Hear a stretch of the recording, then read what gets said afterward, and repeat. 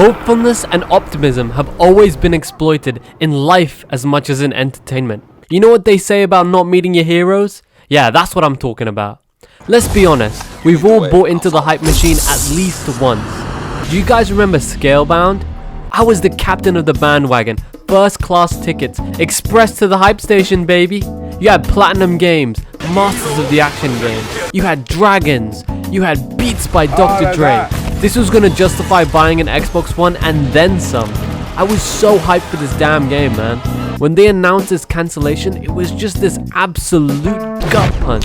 I was so pissed that the game that would be the future GOAT, that would justify every bad decision I had ever made, wasn't even gonna be released. In retrospect, that reaction was just so dumb. I mean, I had literally built up all this hype and expectation over a cool CGI trailer, and from there had just fabricated my own image of this perfect, godly game. Looking into stories from the actual development of the game, Scalebound was just not coming together. Any footage shown was the only working footage they could capture. As much as I wanted the game to release, cancellation was the right decision for all parties involved, including me and my stupidly high expectations for the game. Scalebound was prime 2013 Microsoft.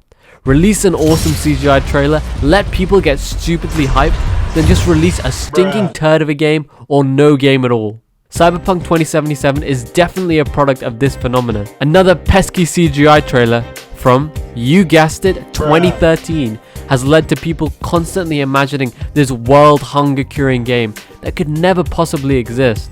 Even though blind hype has its downsides, I'm not an advocate of going into everything with no expectations at all. Never getting excited about anything just isn't fun. No one likes that prick who shits on everyone trying to have a good time.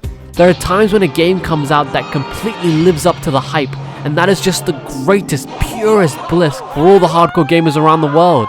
There are people that live up to the great expectations placed upon them, movies that surpass your wildest dreams, moments that are more amazing than you could have ever imagined. Halo 3, Red Dead Redemption 2, Half-Life 2, Breath of the Wild.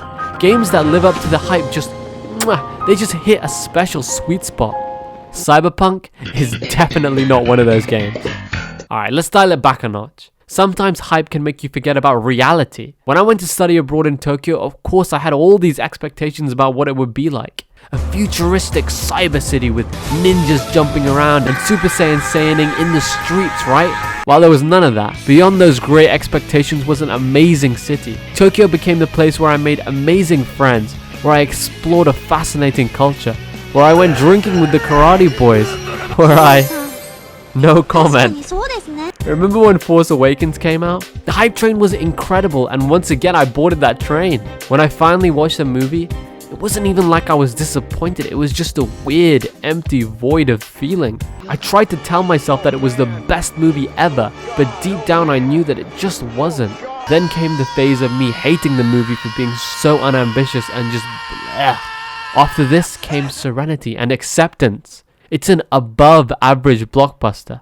Beyond the hype, beyond the name, beyond the crappy sequels, beyond Two Souls, it is good. If you get away from the immense oceans of hype for Cyberpunk 2077, you will realize that it is still a piece of shit.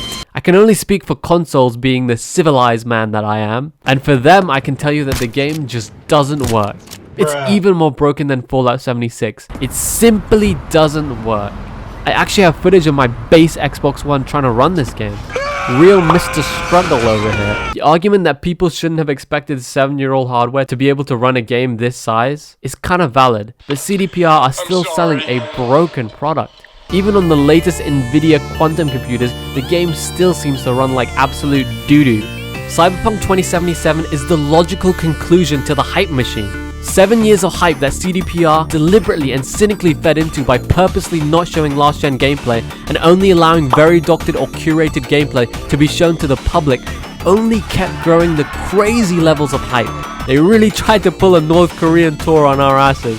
The hype machine was so powerful that even Microsoft and Sony bought into it by allowing Cyberpunk onto their stores despite the last-gen versions clearly not meeting their quality control protocols.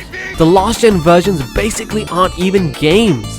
Broken AI, broken floor, broken home, broken promises, Brokeback Mountain. The game is so damn broken. Right after release, when everyone was finding out about the last-gen versions, felt like everyone was almost in a state of shock. Now that it's really starting to settle in just how bad the state of the game is and how messed up CDPR's actions are, the disappointment is also starting to settle in. Still, the reaction is mixed. I think partly because CDPR has rightly earned a lot of goodwill, and partly because I think a lot of people are still waiting for the next gen quote unquote real versions of the game. Right before release, it felt like the colossal hype machine was just collapsing in on itself.